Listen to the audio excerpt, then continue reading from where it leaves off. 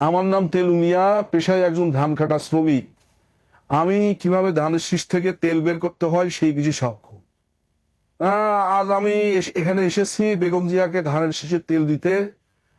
আমি ধানের শীষের জামা পরে এসেছি। আমার রক্তের ভিতরে শুধুই তেল। যেভাবে একসময় আওয়ামী লীগের কর্মীরা গণভবনের দরজায় নৌকায় করে শেখ হাসিনার পায়ের নিচে ব্যারেল ভর্তি তেল ঢালতো, ঠিক সেভাবে আমরা আজ খালেদা জিয়াকে সে পরিমাণ তেল দিতে এসেছি, যাতে উনি গণভবন নয়, সরাসরি গুলশানের বাসা ছেড়ে মালয়েশিয়ায় পালিয়ে যায়। আজকের দিনে আমরা ঢাকায় প্রতিটি রাস্তা বন্ধ করেছি, হাজার হাজার লোক ভাড়া করে নিয়ে এসেছি নিজের পকেটের টাকায়। কিন্তু এই টাকা আমরা জনগণের রেশনের গম বিক্রি করে ঠিকই উঠিয়ে নেব। আমরা সফল। আমরা জনগণের গালি খেয়েছি, তবু আন্দোলনের নামে আমরা কোনো গণপরিবহন, ছাত্রদের পরীক্ষা, অফিসগামী যা সকালের মানুষের সব নষ্ট করে এসেছি।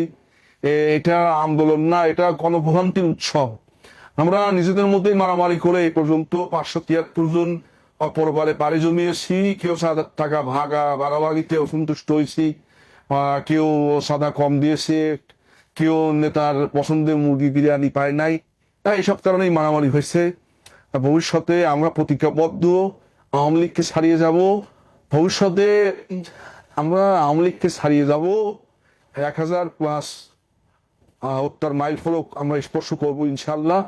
আমরা লাশ দিয়ে রাজপথ ভরাবো, তা নিজেদের লোক দিয়ে, বিএনপির লোক দিয়ে। আমরা নেতাদের তেল মারি, কিন্তু কেন? সকালে হাঁটুর নিচে বসে জুতা মুছি, বিকালে ফেসবুকে দেশনেত্রী মাটায় পোস্ট দেই, রাতে থানা থেকে চাঁদা তুলি, এলাকায় মাস্তানি চালাই।